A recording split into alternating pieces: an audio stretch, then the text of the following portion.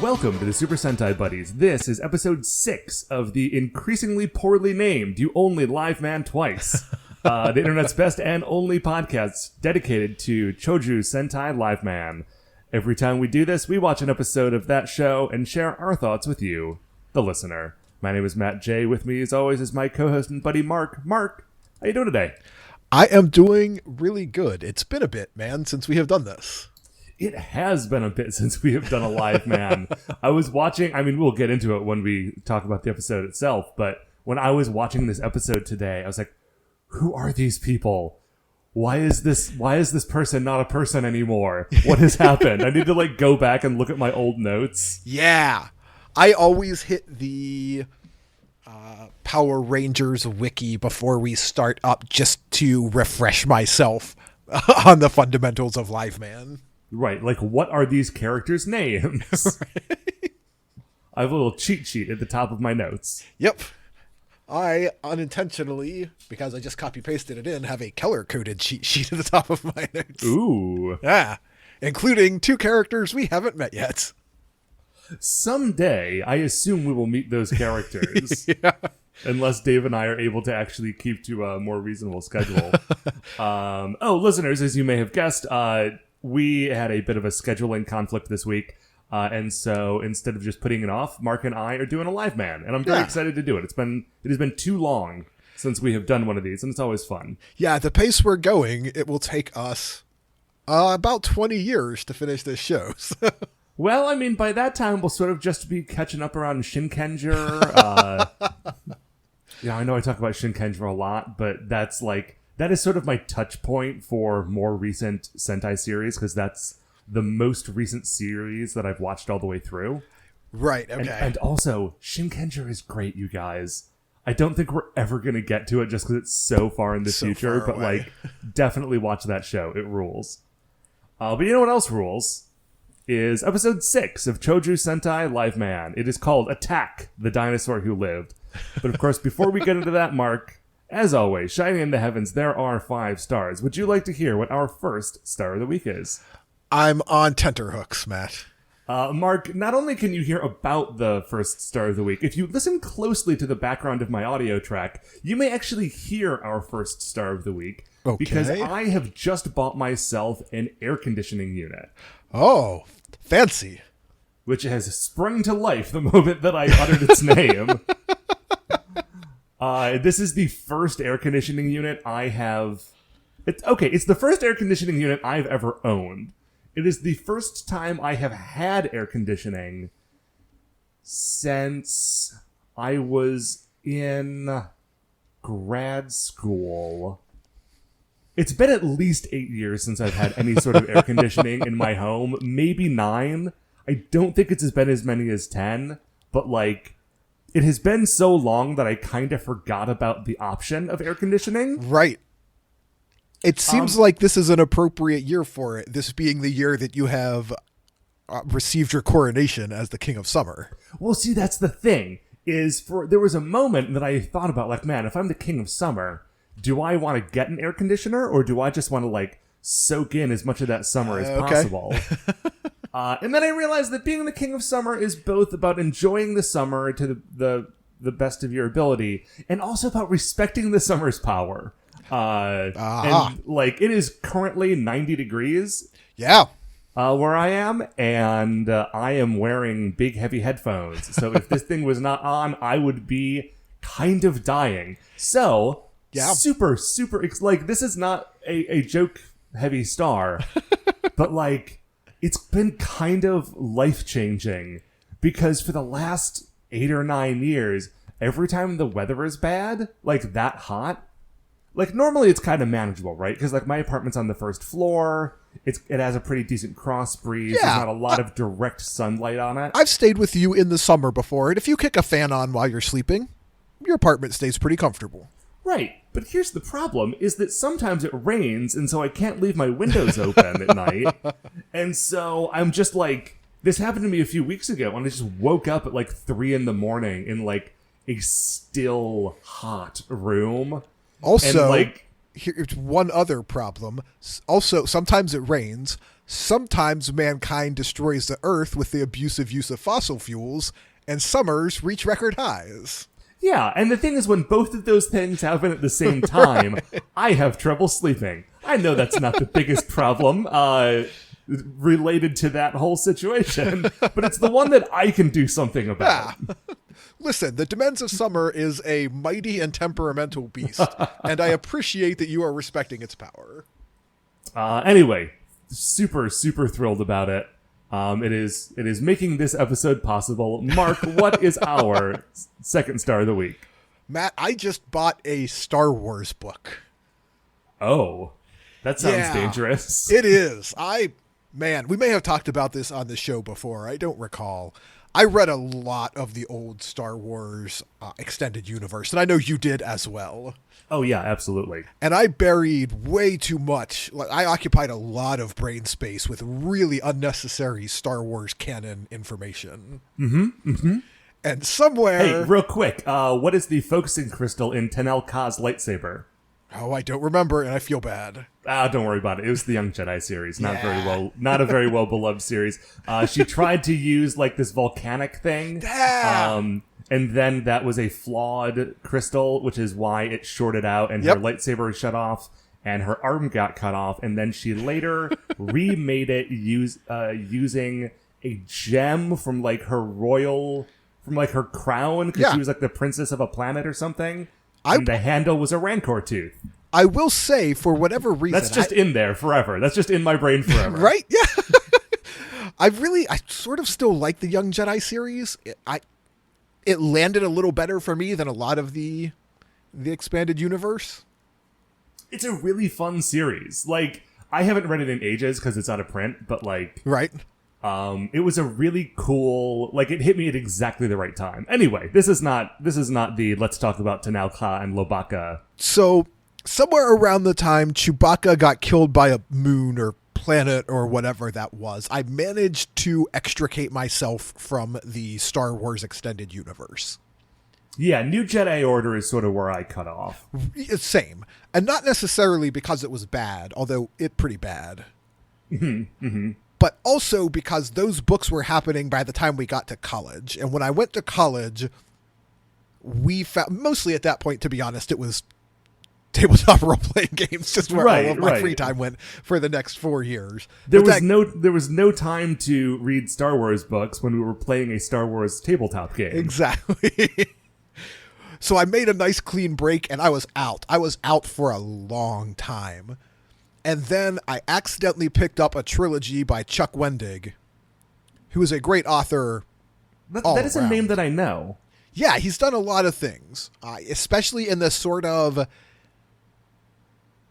the realm that connects like suspense to kind of present day science fiction-y, little bit of kind of Stephen King flavor, but not quite horror, but that kind of, that realm. Okay. But he wrote a trilogy of Star Wars books, and they're really good. And now I'm reading Star Wars books again. There's like 7 of them on my shelf, and I just bought a book called Alphabet Squadron, and Matt, it's new X-Wing books. Really? I mean, it's not about, it's not about the Rogue Squadron. Yeah, it's not Corran Horn and Arissi Delrat and all of them. There's no Myrax Tarek in it. But it is set immediately after Jedi, and it's about a ragtag band of fighter pilots who are pulled together as like a sort of cobbled together special squadron to solve one particular problem. And I'm only a few chapters in, and man, it already reads like the X-Wing books, which are my favorite of the extended universe. Man, that sounds really exciting. I just remembered that I have had a tab open on my phone for the last week and a half because I saw a Star Wars related thing out in the wild that I kind of wanted to turn into a star, and this is the perfect opportunity to bring it up. Yeah. There's a beer called Sun Crusher. Oh no. And that's a great name, but I don't need Kip Duran anywhere. Like, there's not a picture of the Sun Crusher on it. The can makes no reference to Kip Duran or, the Jedi Academy trilogy. Yeah.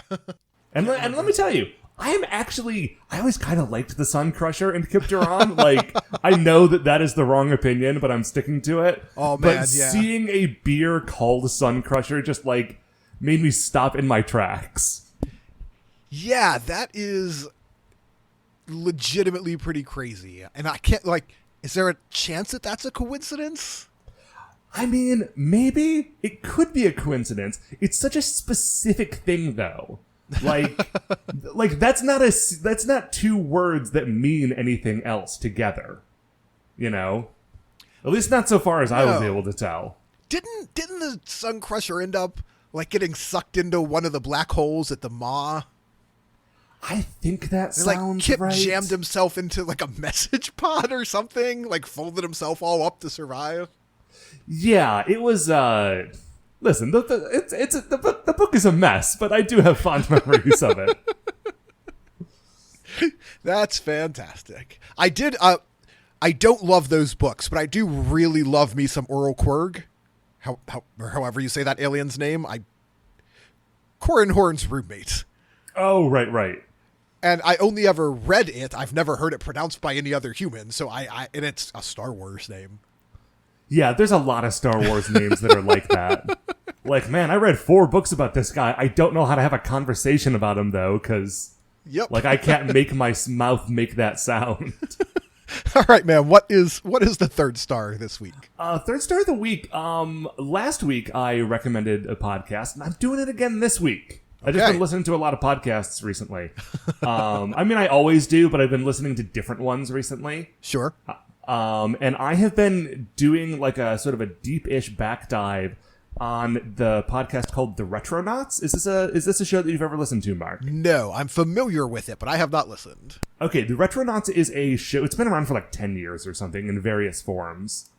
But it is a retro video gaming podcast, and they define retro by anything older than 10 years old. Okay, that seems like a reasonable cut.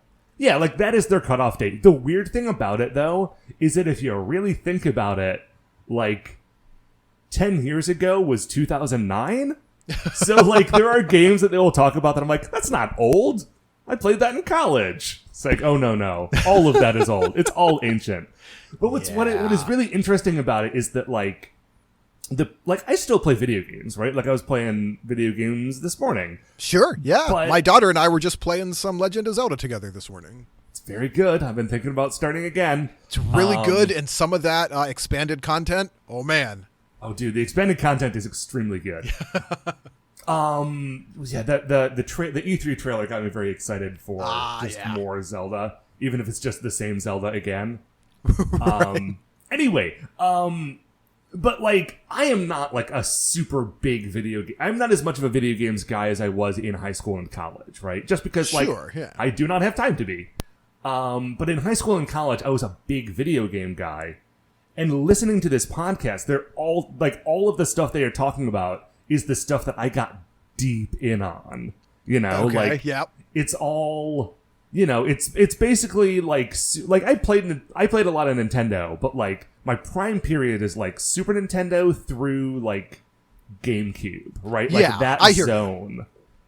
And so, you know, they'll be talking about, like, oh, like, there's a lot of very specific memories that I hadn't thought of in a long time. Like, you remember when you would open up a memory card to manage your data, and each individual game had, like, different little, like moving logos to signify what game that data was of? Some of them were really clever. Yeah, like, I hadn't thought of that in forever. I hadn't thought about the fact that when I worked at GameStop in 2001, I worked there when the Xbox and the GameCube came out during the same week. Ooh. You know, like, they did a lot of, like a deep exploration into, like, Mario Sunshine, which is a game that I very nearly 100% completed. Well, actually, I think you and I did that one together in college during that one perfect year of, like, everything that came out on the GameCube being amazing. That year was beautiful for Nintendo titles, yeah. Yeah, it might not have been a calendar year, but I think it was a 12-month period with Prime, Metroid Prime, Legend of Zelda: The Wind Waker, and Mario Sunshine. Yeah. Anyway, it's just been really fun. It's a cool show, and like it's been around for a very long time, so there are tons of episodes on a bunch of different things. Okay. So if you like old video games and people talking about them, I can recommend that, because just like keep scrolling back through until you see a game that you like, and then listen to them talk about it for an hour and a half. Yeah, that absolutely sounds right up my alley. Anyway, speaking of things that are right up your alley, Mark, what is our fourth star of the week? Man, fourth star of the week is the Fantastic Four, the Fantastic fourth star. No, I dig it. So, since I've been a little kid, the Fantastic Four has been my go-to book. Yeah. I don't know why. I don't know if anyone can ever explain why they like what they like within comics, but I latched on specifically to Ben Grimm just as a real little kid. Well, I mean, Ben, like, you don't need to have a great reason to love the Thing. Right. He's the best. He is absolutely the best. Like, he's not quite as good as Spider-Man, but other than that, you're not going to do much better than the Thing. But recent year... Oh, and they hang out often. The Spider-Man likes to hang out with the Fantastic Four. Oh, so, sure. You know, it works out. But recent years have not been real great. Like, the Fantastic Four has not been on top their game, really, for a while. Right. Well, they haven't even been around in a while until very recently. And it's been a book that has struggled, even when it had some very strong runs, like the Jonathan Hickman run. Mm-hmm. It has not really found its footing in a modern setting. Yeah, I never read the Fraction Fantastic Four book, but I did really like his FF book that he was writing at the same time. Well, let me tell you why this start is on here. So the Fantastic Four have been back for a bit now, about a year. I just got issue number 11.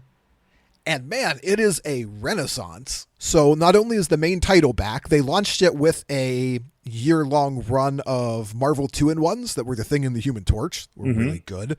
Super good book. Sue Storm, or Sue Richards, I suppose, has a limited series coming out. It's the first time she's fronted her own book. Oh, really? Which seems absurd, but is apparently true, being written by Mark Waid, I believe. Okay. Mark Waid has done great stuff on Fantastic Four. Yeah, he really has. There's this Prodigal Son miniseries that's happening, and the first 3 of them are Fantastic Four focused. In November, there's a Yancey Street book coming out. Okay. I don't even know what that is, but it sounds great. Is it just a book about the Yancey Street gang? I don't know. And starting, I think, later this month, and it is not Fraction writing it, but the Future Foundation is launching as a regular title, not like a special run. I mean, it's Marvel, so it'll probably last like 11 issues and get canceled. Sure. But still, the Future Foundation is relaunching. There's a new FF title coming, and I am delighted. I actually recently heard an interview with... I suddenly cannot remember the name of the guy who's writing it, but I heard an interview with that guy, and he was going into, like, you know, just like how to approach those characters now that they are... Because they all got, like, they're all kind of older than the last time we saw them, right? So they're all, like, teens. Yeah, that's accurate, yeah. And, like, how to approach writing, like, the Wizard's, like, shitty teenage clone. Right. Yeah, I'm very excited. And it's going to be largely, I think, independent of Reed and Sue, which will make it a different book as well.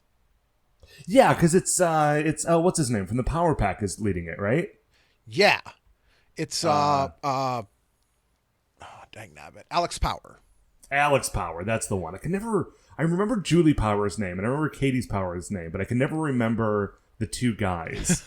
So the Fantastic Four picks up with Reed and Sue coming back to Earth, and Franklin and Valerie are with them, and the rest of the FF is moving on. Now, I don't know. I wouldn't be shocked if they put Franklin and Valerie back in it. But it's still just a really cool team. There's a lot of neat characters on there. Ahura's, I think, still in it. I think Dragon Man's going to be part of it. Oh, yeah. Love that Dragon Man. Anomi, who the Wakandan, is still in it, I think, from what I've heard. It's a really neat lineup, and it's a book that targets a lot of what the FF, the Fantastic Four, should be about. That sort of optimistic, future-facing exploring the horizons of space. Yeah, and also because it's not just going to have Alex power, Julie power is going to be in it as well. So it's going to also maintain some of that like family feel that the Fantastic Four should always have. And I'm really excited about that. So here's real quickly, we'll bump off this star. I'm just excited that there's Fantastic Four all over the place right now. But one thing that's worth noting, and I don't know if this was the current book's being written by Dan Slott, who had a long run on Spider-Man prior to coming over. Mm-hmm. And I don't know if this was his decision or if someone in like the editorial staff came up with this. But one of the problems the FF has faced the Fantastic Four have faced for a very long time is the kind of godlike power set of Franklin. Oh yeah, 100%. Like if he is around, he is a problem. Right. And that's part of what the FF was doing out in space is in the most recent Secret Wars and all of the Fallout, the multiverse got destroyed, and Franklin's been literally rebuilding the multiverse one planet at a time.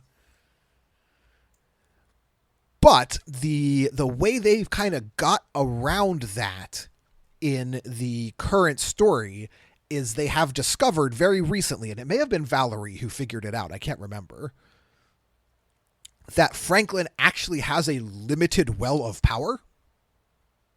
Oh, okay. So like he can do all of this stuff, but at some point he will run out of his ability to do so. Exactly. And it's a huge well, obviously. I mean, he's been building galaxies.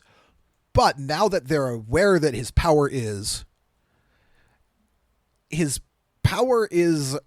finite. It's huge, finite, perfect. It's enormously powerful, but it's finite. So now he can't waste it doing pretty much anything, right? He has to keep a lid on how frequently he uses his power. And to me, that's been a very clever way to get around that. That is an elegant solution to that problem. Because like I love Franklin Richards. I even loved Franklin Richards when he was Psy-Lord, when he had come back from the future as part of the Fantastic Force. Yep. But yeah, like he's just it's a lot. Anyway, Mark, that is all very exciting. What is our fifth and last star of the week? This is a short one, but it's one I think the King of Summer will appreciate. I've been going to the public swimming pool a lot this summer. Oh, I love a public swimming pool. Man, I forgot how amazing public swimming pools or any swimming pools are. And I know you were actually like a swimmer, a competitive, actual for real swimmer. Yeah, Dave and I both were, and our sister as well, all growing up. That was like the thing we did. I grew up on the water as well, less in pools and more in lakes and rivers. But like my childhood was just spent in the water all of the time. But at a certain age, I married a woman who does not like swimming. And so the two of us never went to, like the pool or whatever together for fun. And you can't really go to you can, but it's challenging to go to the pool by yourself as a 30-some-year-old man. It's just a strange look. It is. Like, the only way you can really do that is if you're just swimming laps, which is very good for you, but not fun. But I've got a kid now, and my kid really loves the pool, and she's turning into a pretty good swimmer. So now I had almost forgotten how much I loved the pool until this year, and we've been going regularly, and I'm in there playing around with my kid. Matt, the pool is great. It's very good. Do you, like, throw stuff and then, like throw coins in and have to like dive to the bottom to grab them? Yeah, we do. And then like she'll stand on my hands and I'll stand up quick so she can jump into the air. Yeah, it's super good. All the pool tricks. Guys, get yourself to a public pool or whatever sort of pool.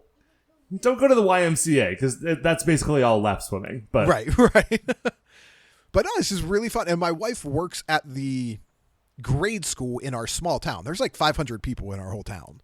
Okay. And so that means when we go to things like the public pool, it's just like, oh, hey, it's the Bells. They're, everyone, mostly they know my wife and daughter. I'm just kind of You're just the guy who's also there. Right.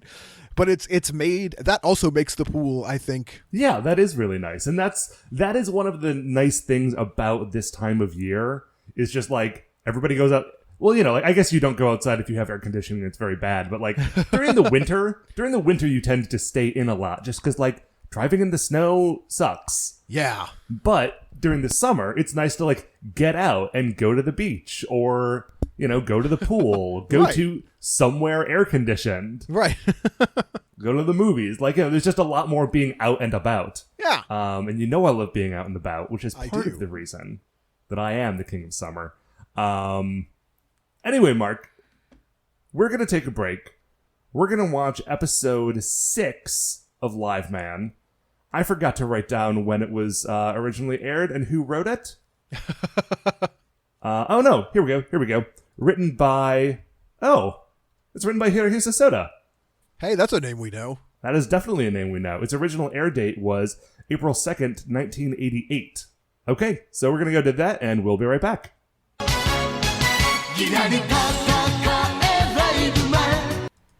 All right, welcome back. So, Liveman, still good, still a lot.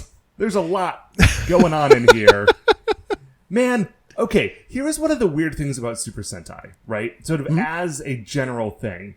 Since we watch an episode of this of the series, right, like the overall Super Sentai series every week, I get lulled into like a false sense of normalcy, where like it's always weird, but like the episode of Car Ranger that I watched last week was not that much weirder than the episode that came before it. Sure. It was maybe a little less weird than the one that came before that. Right. Like the baseline is like everything's very weird, but like it doesn't deviate too much from like its standard like weirdness baseline. Mm-hmm. Whereas when we watch an episode of Liveman, like I haven't watched an episode of Liveman since November, I think. Sounds right. And so watching it today, it just completely blew me away, like how bizarre the things in this show are. Yeah, this is a particularly weird one anyway. Yeah. Oh, and the other weird thing is that it is apparently the first part of a two-parter. Yeah. Yep. Did not expect that. And so I guess we'll get back to that in some time. But we do not need a conclusion for this to be fun to talk about, because this was a really fun episode. This is true. Every time we do this, I am reminded anew just how much I love Liveman. And I like Sentai in general, obviously, but the framing universe of this show really works for me. Also, Liveman has a narrator. Yeah. Which is weird. Like, not like Kaku Ranger had a narrator, right? But the narrator in Kaku Ranger was like a character. Right, yes. Who would do a thing. Liveman just sometimes gives you a bit of exposition from a narrator. Yeah, it does. And it's really, like, I kind of wish they did that in more Sentai series. Because they're always trying to fit so much into like a 22-minute episode. Yeah. It becomes a very handy way to bridge together set pieces without having to pause for a character to kind of turn to camera and take up a minute of episode time explaining something out loud that they really didn't need to. Anyway, so we start on the narrator. We are up in space. We are on the Brain Army Volts satellite death station. Yep. And the evil geniuses are studying hard and working at their brain experiments.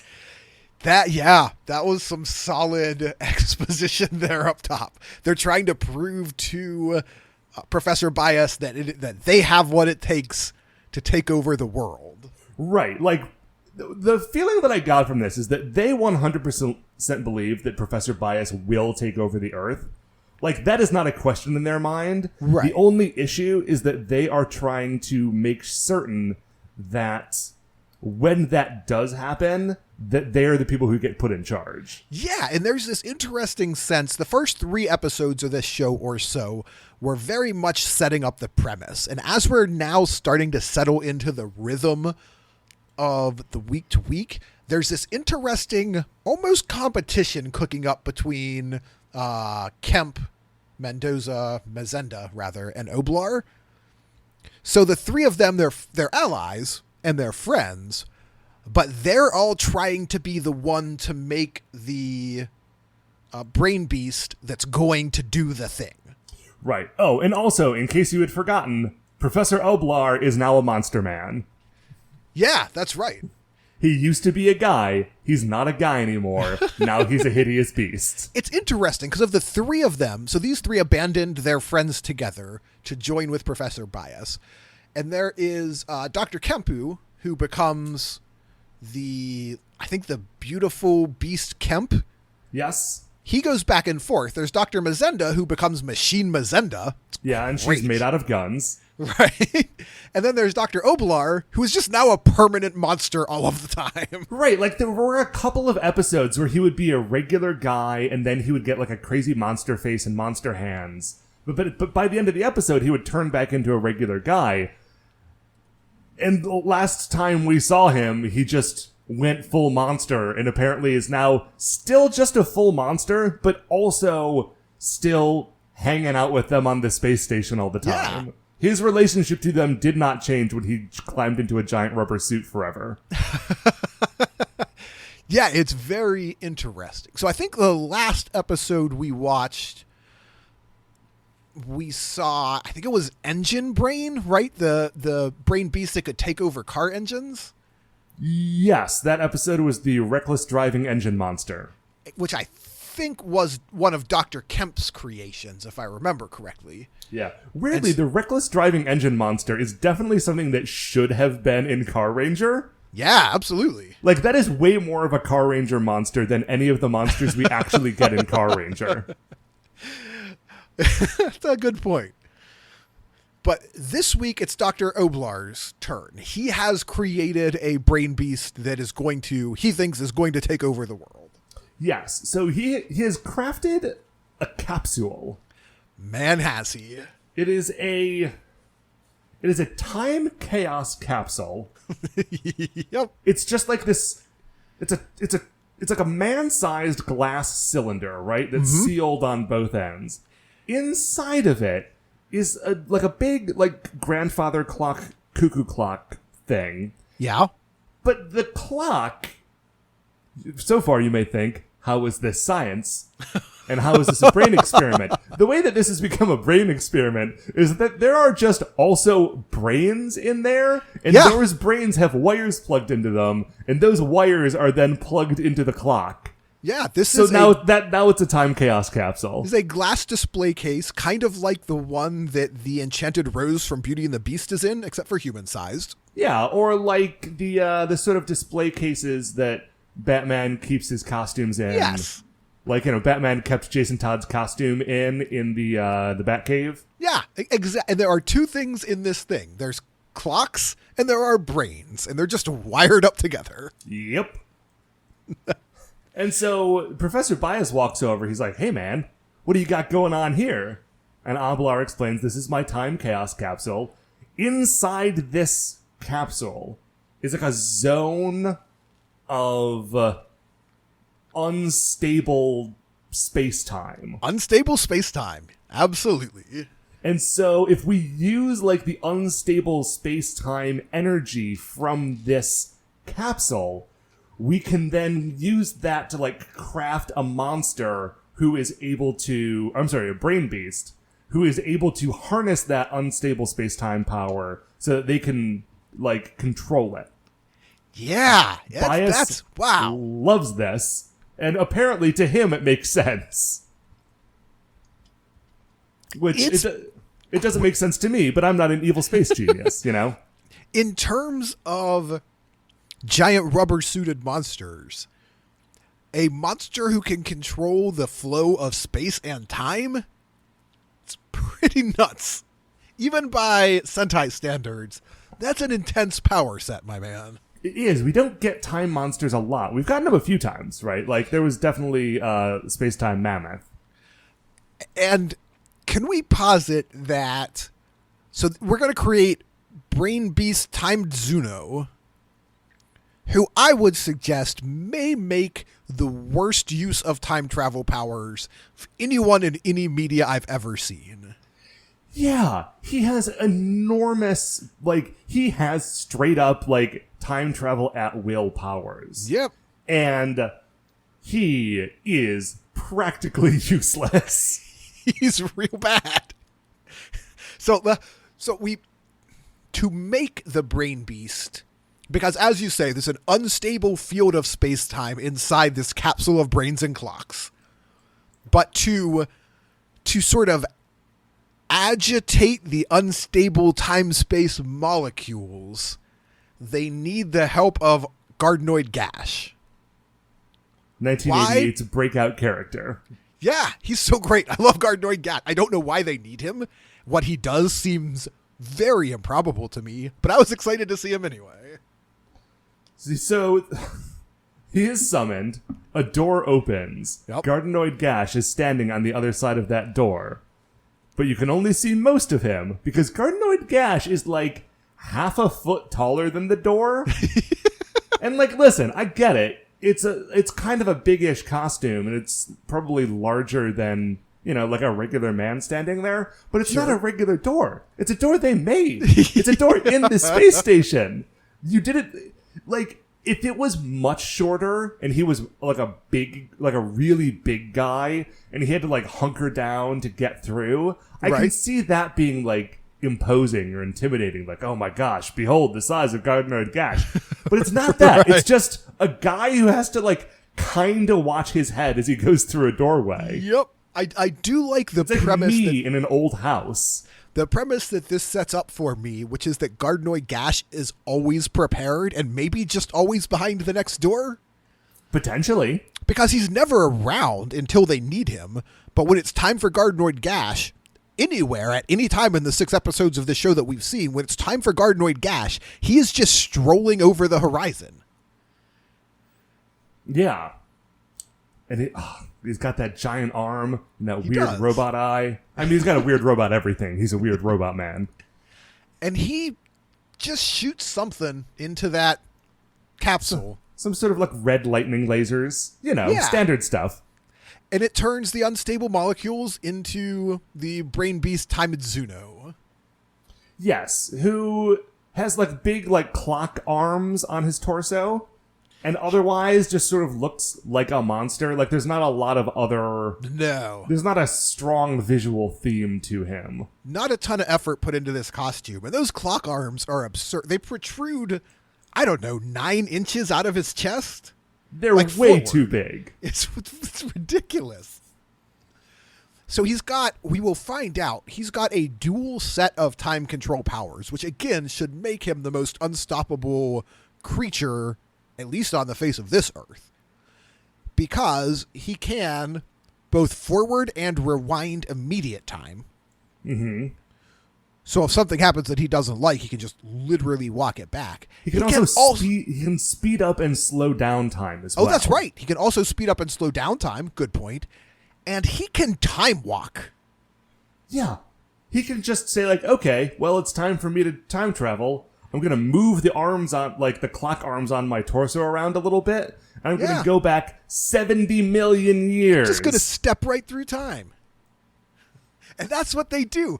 That is their plan. We have a monster who can manipulate the flow of space and time and step in and out of the time stream at will. What should we do with him, Matt? Well, obviously, you send him back 70 million years so that he can grab some dinosaurs and bring those dinosaurs back to modern day Tokyo and have them go on a rampage. We see this explanation by way of a painting that has been made that is just dinosaurs wrecking the city. And I love the fact that, like, somebody in the creative department of this show had to spend a couple of days just painting this picture. I don't know how long it took. And it looks like it is of the quality of like the type of mural that you'd see on a municipal city building. Mm-hmm. But not a new one. Like one that you would have seen that was made in 1988, if I'm being fair. Right. And it's just dinosaurs attacking Tokyo. Or it looks like the bootleg Disney character murals that are on the outside of every single childcare place. Yep. Why is it that Disney is famously litigious, but every single childcare place just has a painting of Donald Duck and Mickey Mouse just hanging out on the front? But like, with slightly the wrong color clothes. I honestly don't know. There's a childcare place nearby to me called the Rainbow Connection that has a picture of Kermit painted on it. I don't think you're allowed to do that. So anyway. So we're going to go back, and this is a silly use of time travel power, granted. But at least, I mean, if you can control time, there's better ways to take over Tokyo than this. But at least, okay, I can see it through the lens of a madman, right? I have the power to travel through time. I'm going to go get giant, ferocious, enormous flesh-eating beasts and unleash them on Tokyo. Yeah. Okay, I'm kind of with you. It's a little weird, but okay. It's a little weird, especially because they can already make ferocious beasts. A very good point. And they can make them giant, which is something I would like to come back to in a bit. Like, what is the purpose of making a monster to go back in time to get other monsters? Just make them, just make a monster. Yep. Anyway, maybe the idea is that nothing that they could make would ever be as ferocious as like a real Earth dinosaur. Sure. So Time Mitsuno goes back. It's a pretty cool effect. Yeah, he moves the arms on his body, and there's a bit where you see clock arms spinning backwards, superimposed on the screen. Yeah, and you get there's a visualization where the camera is looking at this glowing tube, and it is panning from right to left, so moving backwards, so sort of gives you the idea of moving backwards through a time stream.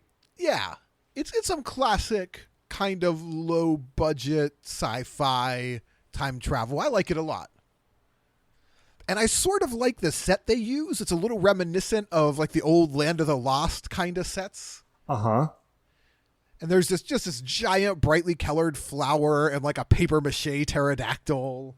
Oh my gosh, all of the dinosaur effects in the past are just...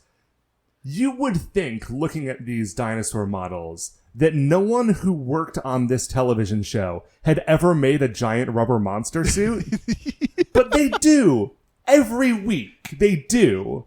They've made thousands of them over the years. They are probably among the most experienced studios in the world at making giant rubber monster suits. Right, and yet, when they go back in time, all of these things look like I made them.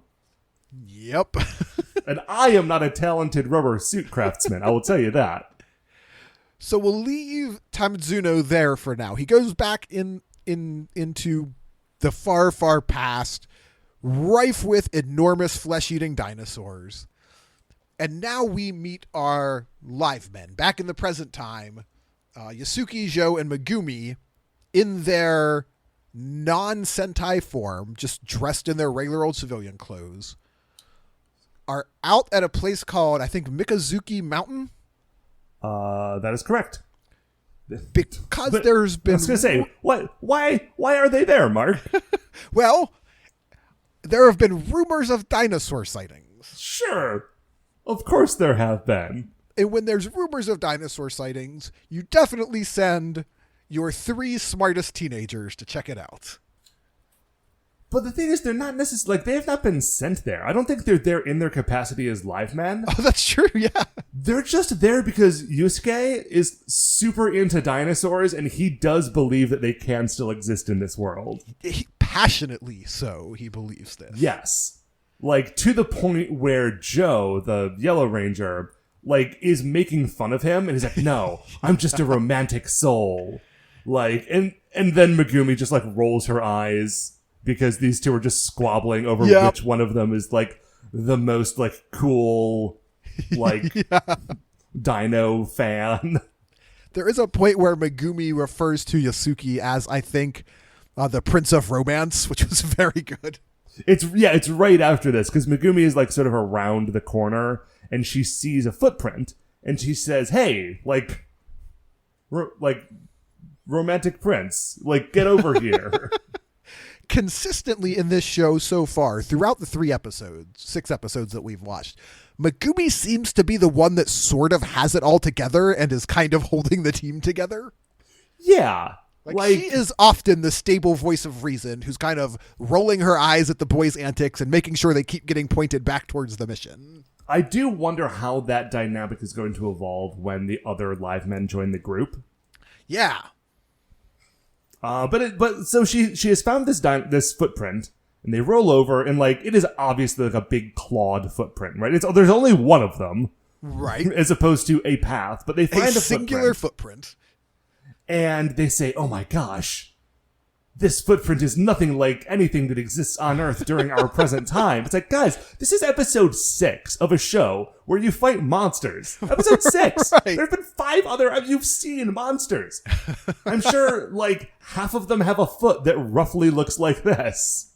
You should not think a dinosaur is alive. You should think, oh no, the Brain Army Volt is attacking. But now, then, of course, they also hear the dinosaurs, Matt. Yeah, I mean, listen, because it is what it is, like, they're right. There is a dinosaur. But it is an absurd presumption. Yeah. It's also an absurd dinosaur. Oh, so we finally do. This is where we meet our one singular dinosaur that was brought back from the past. Yeah, he did not bring back a dino menagerie. He brought back a dinosaur. He brought back a 6'2" T-Rex. It's a baby. He brought back a baby dinosaur. I did not realize at first that this was meant to be a baby dinosaur. Because, like, it does. It looks like more than anything, honestly, it looks like a baby Godzilla. Yep. Because it's got, like, it is upright in the way that, like, a T-Rex would be, but its proportions are very Godzilla, and it's got, like, the back spines that Godzilla has. Yeah. Yeah. And so we see this dinosaur chasing the child through a quarry. And then Yusuke and Joe are like, oh, well, obviously it's time to jump kick this dinosaur directly in the head. Yeah. Which, hey, I get it. There's a dinosaur chasing a kid. Sure. The dinosaur chasing a kid. It's amazing because we know this is Sentai. It's a man in a rubber suit. But something about it looks it's a cheap costume, but it looks even worse than usual because dinosaurs and humans should not move the same way. Right. But because there's a man inside that suit operating that suit, this is a dinosaur who is running in the running form and shape of a human male. Yeah, which when it's a monster from space, I'm like, okay, whatever. It's a humanoid monster, even if it kind of looks like a dinosaur. But if it's supposed to be an actual dinosaur, it should not look anything like that. Yeah. So the guys jump kick this dinosaur, but it's a small dinosaur, but it's still tough. So They're trying to fight it. They're not doing super great because they haven't transformed.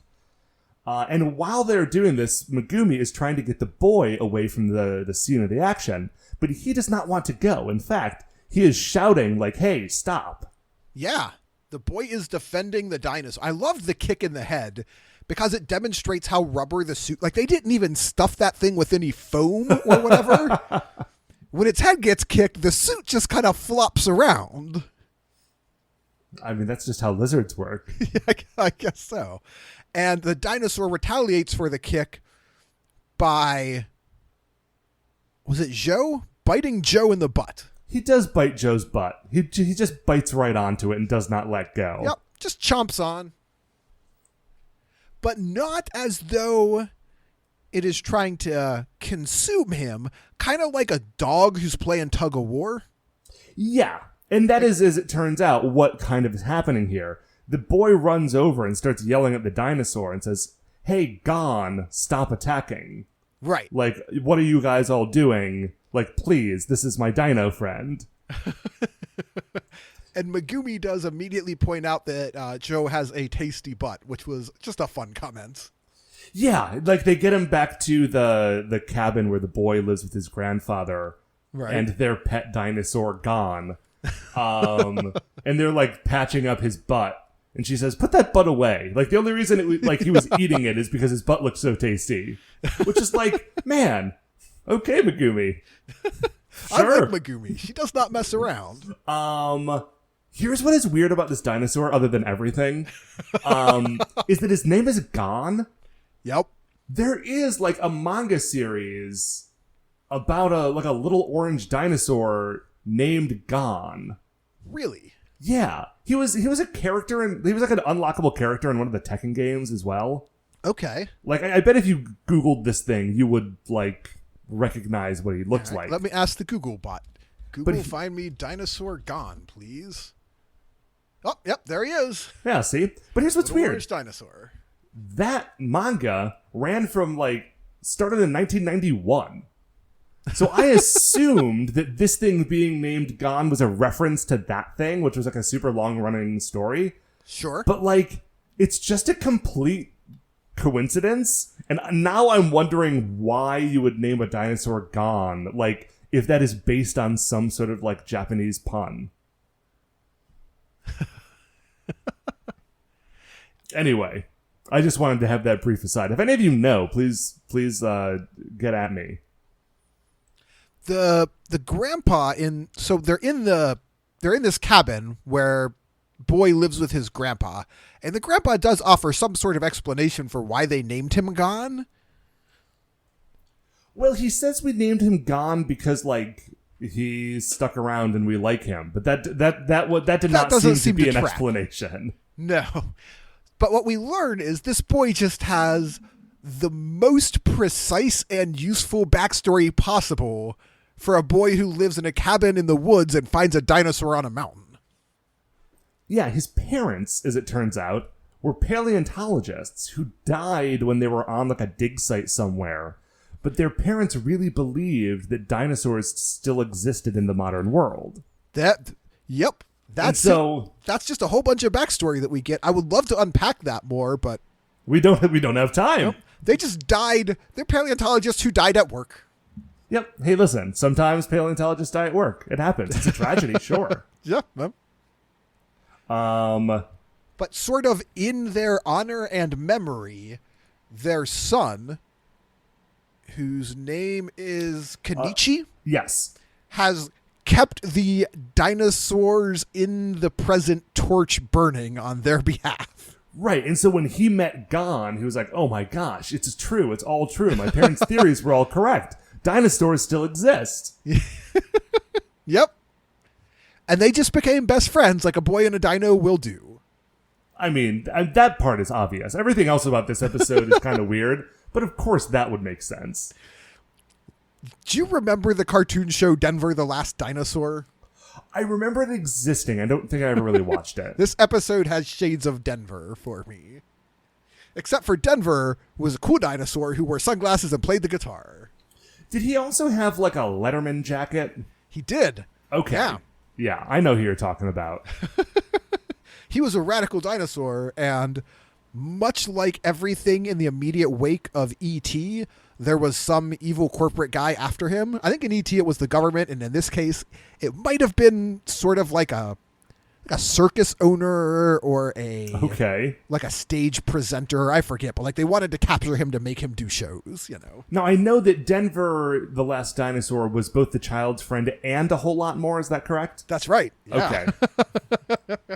But, proof that dinosaurs could exist in this modern day.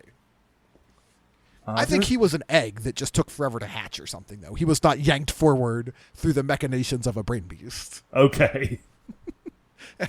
So we're in this cabin. Man, that would have been a weird first episode of Denver the Last Dinosaur, right? If the first episode is identical to this, and then it just splits off, and it's about a guitar playing dinosaur. Man, we don't know that's not where this is going to go. There's a cliffhanger. That's true. Maybe when we come back, Gon will be on stage, rocking like a guitar or something. We can only hope. And it turns out, though, that this boy and Gon have been hanging out for 10 days now. Yes. So, as they're explaining all this, you see a bright flash of light from the outside. Right. And it was the same bright flash of light that they saw when Gon first appeared. So they run out to see what's happening, and as it turns out, that is the effect that is made when Time to Zuno travels through time, and he has arrived here, and he's looking for his lost dinosaur because he only got the one, and he really needs it back, or his boss is going to be furious. Yeah, I mean, I guess he's new. He doesn't really have a handle on how these powers work yet. Sure. So maybe a gap of only 10 days isn't bad. I don't know. So they all start to and then Oblar shows up, and Oblar is like, that is my dinosaur, not your dinosaur. You need to give it to me. Now, because I need that dinosaur to ravage the city. Here's the thing though. So Yosuke, are they just planning to spend the next 3 years raising and training this dinosaur? Is this a long-term plan? Well, yeah, but if they do that, then they can just hop back another 3 years. I guess. Set him loose. So Yosuke is furious about this, but he's not mad that they're trying to destroy Tokyo. He's mad that they have broken Kenichi's heart.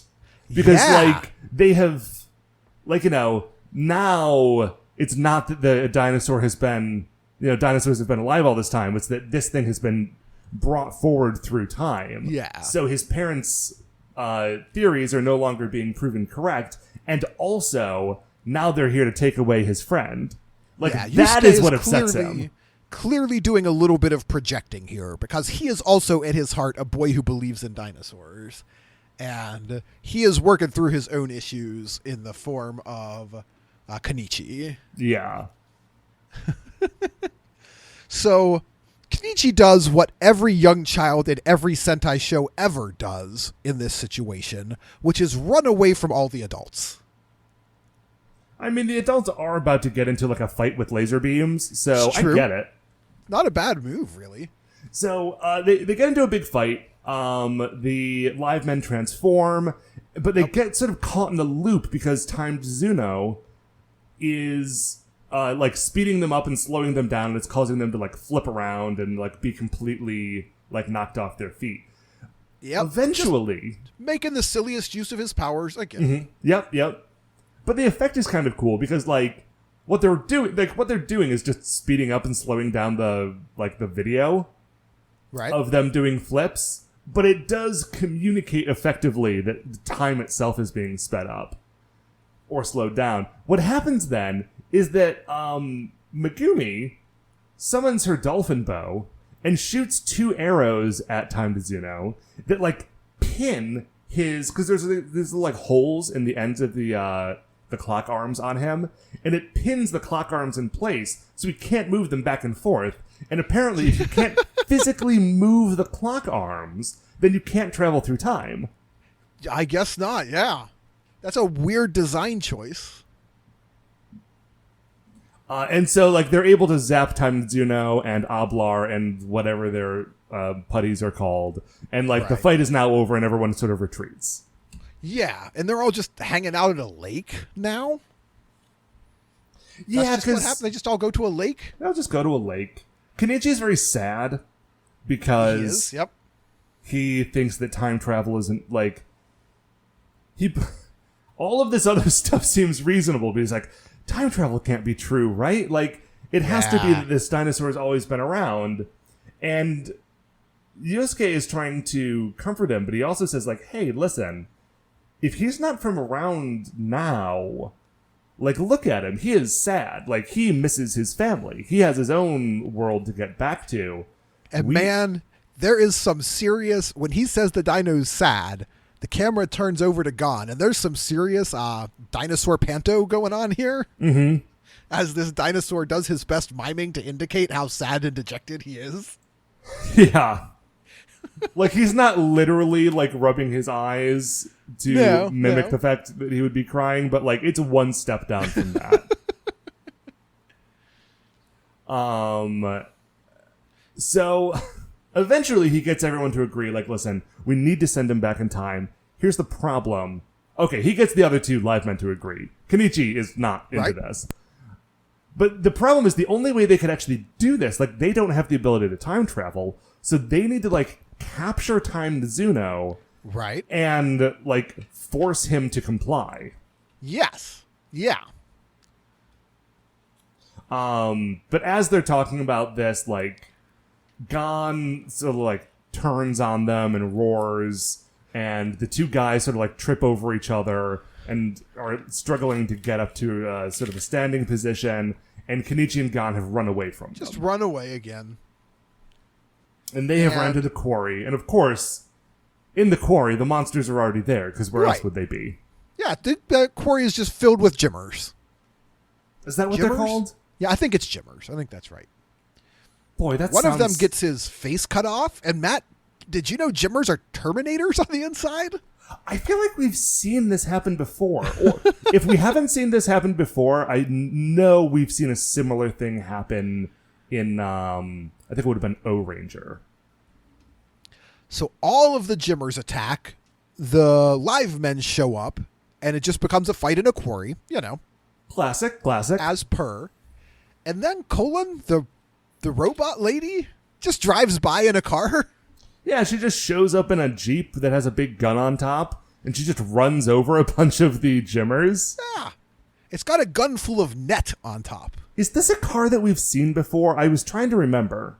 It was not familiar to me. It's possible that we have seen it before, but I did not remember it. I don't remember Colon usually coming out of the Grand Tortoise. Yeah, me neither. This might be the first time we've seen her out and about. Or maybe not. It's been a very long time since we watched this show. But in any case, she has done this now. Yes, and they use the gun on top of her Jeep to capture Time Zuno, because it's a net gun. Yeah, it's a net gun, and then the net is still, like, attached to the bumper of the car. So they just get him in the net and just start driving around and dragging this guy. Yeah, which is boy. Brutal. Like, I know that, like, later they're going to kill him with a glowing sword, but, like, this seems a lot more violent than that. So this happened in the show that I regularly watch. On Mount Olympus, we talk about Hercules and Xena. And we just had an episode where Xena tied Gabrielle behind a horse and drug her through the countryside. Well, that's mean. Yeah, it's the conclusion of a very long and very intense arc that involves both of their children dying. You may not remember that they both had kids because it's a terrible story, but they both had children. They both died. And great. I commented on that show as well that dragging someone behind a horse or a vehicle is about as cruel as humanity can get. Like, short of implementation, torture devices, it's brutal. It's a real thing that happened historically, and it's as bad gets. Yeah, and so seeing it in the context of this show, especially because we know that what they're trying to do is, like, force this monster to do something for them. They're just, like, dragging him around until he agrees to use his time travel powers, like, in the way that they want him to. They finally stop. I think it's Yusuke puts a gun to his head and commands him to put the dinosaur back where he belongs. And he says, okay, cool. I just need to, like, do my time thing to be able to do it. Right. And then, in the one moment of competence that Time Zuno has, instead of doing what Yosuke has asked him to do and sending the dinosaur back in time, he just time travels back to the beginning of the fight to, like, back when he was winning, and then just beats them all up. That's a good move. This is what this guy should be doing all of the time. You don't need dinosaurs, pal. Just every time you make a mistake, rewind time back to before the mistake. Yeah, this is something that Kazu would do sometimes in Die Ranger, but not nearly enough, and it bothered me then as well. Like, rewind time back and pick a bigger dinosaur, my man. Yeah. Anyway. So, we're back to the beginning of the fight. He has not yet been captured.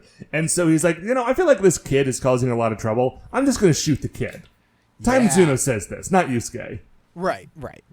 So he tries to shoot Kenichi, but Gon, like, jumps in the way of the blast and gets hit himself.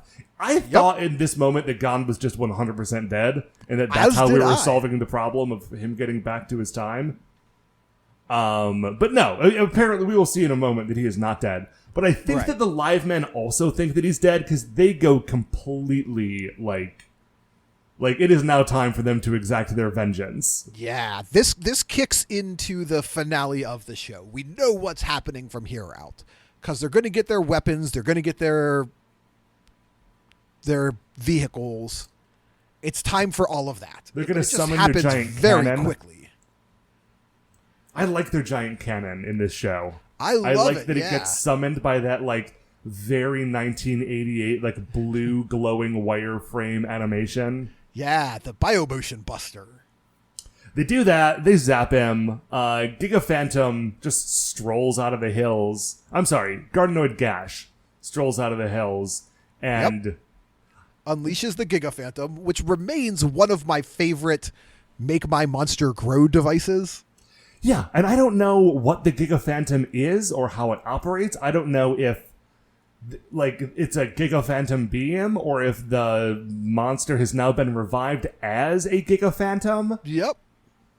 I'm very in the dark about it, but it's a cool effect. He just shoots like a red electricity, like tornado beam at the dead monster, and then it becomes giant. So they summon the robots. They form them into Live Robo. Live Robo is not messing around. No. He like again the sort of violence on display seems a lot more like pronounced in this show. Like when Liveman punches this thing, he punches it. Like it is not just a like choreographed, oh now the giant robot is here sort of move. Like he like picks it up and throws it on the ground. It is a mean fight. We've mentioned before, because this show starts out with betrayal and murder, and like episode 1 is hard. And it stays hard. I mean, it's still a kid's show, but it does not pull punches. Yeah. So right. Live Robo like suplexes this guy and then just puts a spear into his belly. It's Time Zuno's spear. Like Time Zuno throws the spear, Live Robo catches it and then just like impales the dude with it, hits him with the live beam, which is like a big laser that comes out of its chest, and then summons his sword and cuts him in half. Yeah, it's real intense. This is a very one-sided fight. Yeah. And this is when we discover that it's a two-parter, because instead of, they're like, oh man, we're really sorry that we had to kill that thing, like, because now we can't send Gon back to his time, but we had to do it or else, we would be, it was just too dangerous. Right. So we'll figure something else out maybe, whatever. We just gotta find Kenichi and Gon. But Kenichi and Gon are just running. They're doing what they do best. Right, because Oblar does not care that his monster has just died. He still wants that dino. So Oblar and Gardenoid Gash are just like stalking this child and his dinosaur friend, and that's how this episode ends. Yeah, they are in the wind. I will say the very last thing we get is Gardenoid Gash unveiling a new power, which is the video eye. Oh yeah, it's like this zoom in feature where he can like track people along a distance. So he sees them disappearing on the far horizon, and we're done. Yeah. Now, normally this time of the episode is when we go into the Creature Royale, but we don't put the Liveman monsters on the Creature Royale because I feel like it would sort of mess up the list. Yeah, I agree. I feel like he would Time Zuno, if for no other reason that his name is very difficult to pronounce, goes very low on this list. Terrible use of his powers, bland costume.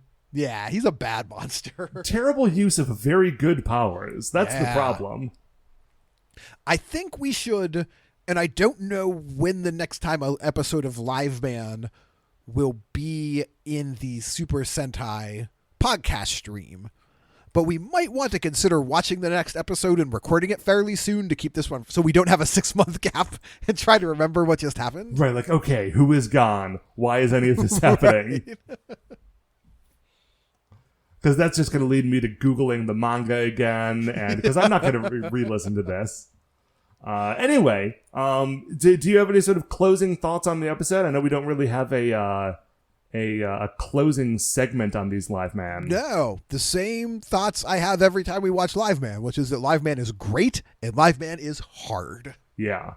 And that, I guess, is going to do it for another episode of You Only Liveman Twice. Before we finish up here, I'd like to remind you all that you can email the show at supersentaibrothers@gmail.com. If you want to get any updates on future episodes or check out the things that we are talking about online, we are on Twitter at Super Sentai Bros. If you like the show, and I hope that you do, please give us a 5-star rating in the Apple Podcasts app. I always like to say in the iTunes review section there are 5 stars, but I think iTunes is going away. I need to rewrite the script for this show. It's not hard to find us. We're on almost every major podcast distribution platform. And it's a pretty specific name. There are not a lot of programs out there called the Super Sentai Brothers. Yeah. Super Sentai Brothers are a production of Retrograde Orbit Radio, specifically a production of Mark, who does the good and hard job of making this show come together and sound good every week. Thank you very much, Mark. Actually, Mark, while we are on that topic, why don't you tell the good folks where they can find you and your other shows?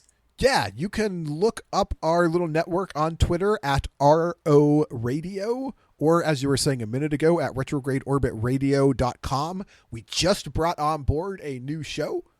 And what is a first for us, we brought on board a show that we did not have to create. So Mindful Self-Indulgence, which is a podcast done by a really clever and fun guy named Dan Ellis, just started its second season. And as of their second season, they are joining us on the Retrograde Orbit Radio banner. Dan does kind of long-form interviews. So unlike most of our other shows, which are kind of watch and react oriented for the most part, from, Eurovision to Hercules to Sentai, Dan's show is kind of long-form interviewed one-on-one with a guest as they talk about a specific topic. It's really fun. So go look up Mindful Self-Indulgence, a new Retrograde Orbit Radio podcast. Very nice. I hope that you do that, and I hope that you come back next week to this show. Please don't leave us. We need you. We need you. Anyway, this has been the Super Sentai Buddies. I'm Matt. I'm Mark. And we'll see you next time for the greatest show on Earth.